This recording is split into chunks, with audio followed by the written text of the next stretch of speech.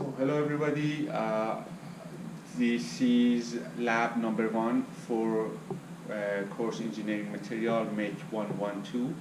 The name of the lab is IZOD impact test. We are talking about brittle and ductile material and how they are going to react under impact forces. So the machine we have here is IZOD machine. There is two types of machine.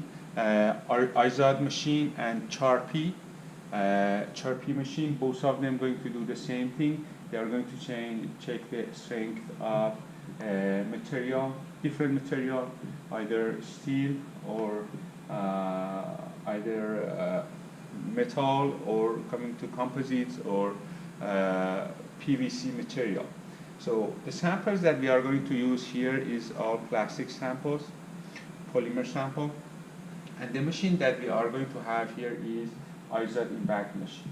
In order to use this machine, we need to install our sample right here in a sample holder.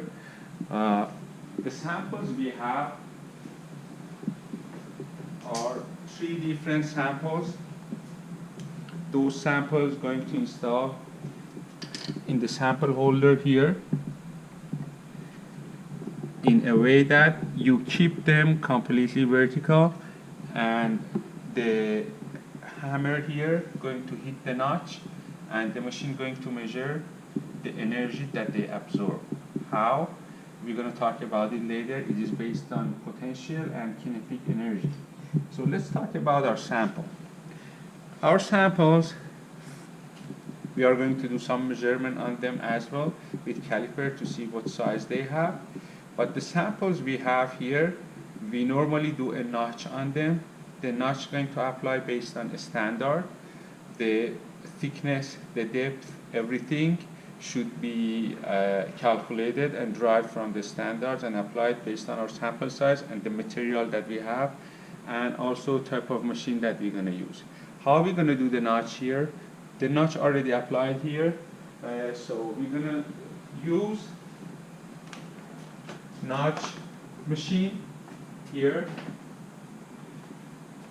Simply put the sample inside, turn on the machine and forward, and the machine going to make the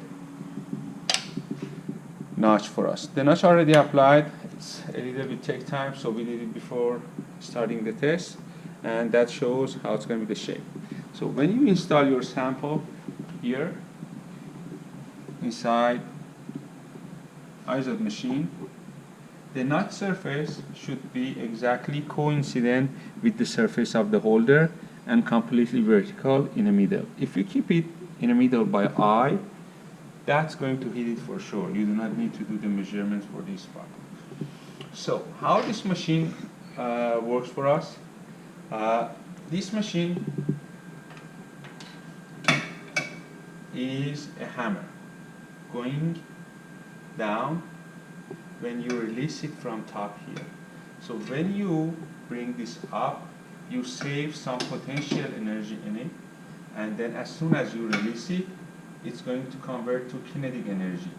And here it's going to hit our sample, and based on the sample type, part of the energy going to absorb by the sample and break.